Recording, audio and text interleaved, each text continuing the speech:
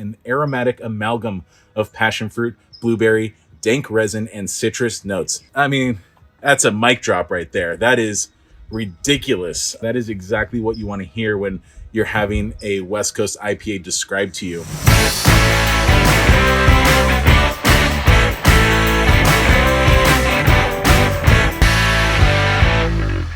We have a classic. This is a flagship of Beachwood, and if you live in Southern California, you have seen this can jumping out at you in the stores off the shelves. This is Amalgamator, one of the originals from Beachwood from back in the day. If you're a kind of OG craft beer fan like myself, you remember buying this in the 22-ounce bombers.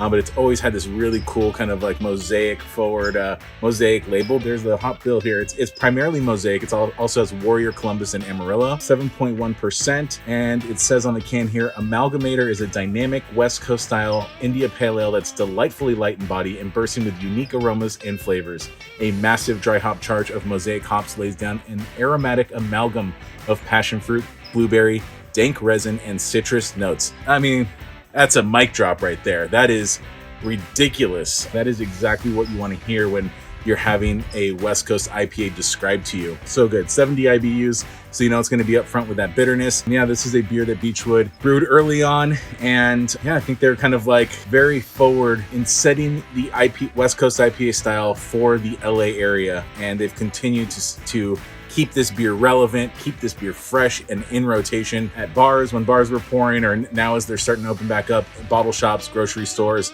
and of course through their multiple locations. So yeah, this one is super duper fresh, canned on April 5th. All right, let's crack it open, okay?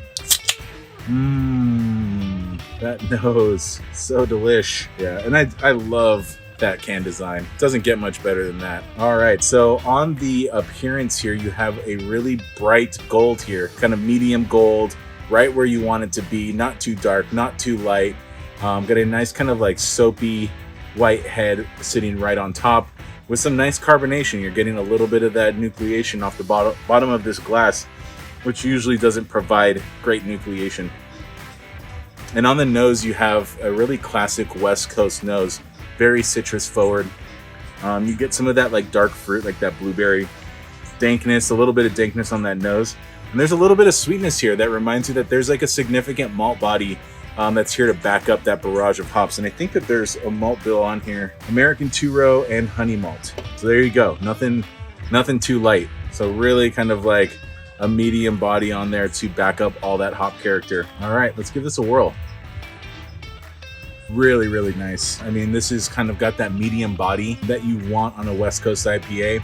Really full flavored, really kind of front to back palate experience. Bitterness is right where you want it to be. Super solid. I mean, it would definitely call this a bitter beer, but it's not like aggressively bitter and in your face and overly bitter and kind of scraping your palate. Bitterness is really in line with how big the hop flavors are. That citrus, that dankness, that kind of raspberry blueberry flavor that you're getting on it. The body on this, the malt bill, really gives you something to kind of back that up. I kept wanting to say chewy. It's not chewy, but it's substantial on your palate. That's kind of the best way that I can describe it, is that it's not like lean and just washes away. Like, this is a substantial beer.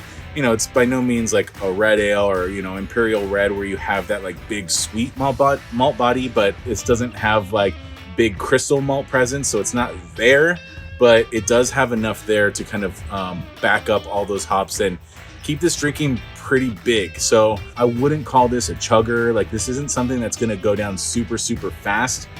This is something that you're going to work with a little bit. Its balance is all hell. You're going to enjoy it from start to end, but you're not going to chug this beer. Maybe you will, but I'm not. Great beer and remarkably fresh. I mean, I just keep coming back to that like blueberry dankness, which is really present in this beer. That's what I keep coming back to. And yeah, that like nice malt sweetness that balances everything out. So that one is Beachwood Amalgamator. Delicious beer. Look out for it, and look out for it fresh. If you can get this straight from the brewery within a couple weeks, consider yourself lucky, but this is a readily available beer and they keep it in constant rotation, so it's never going to be out of date.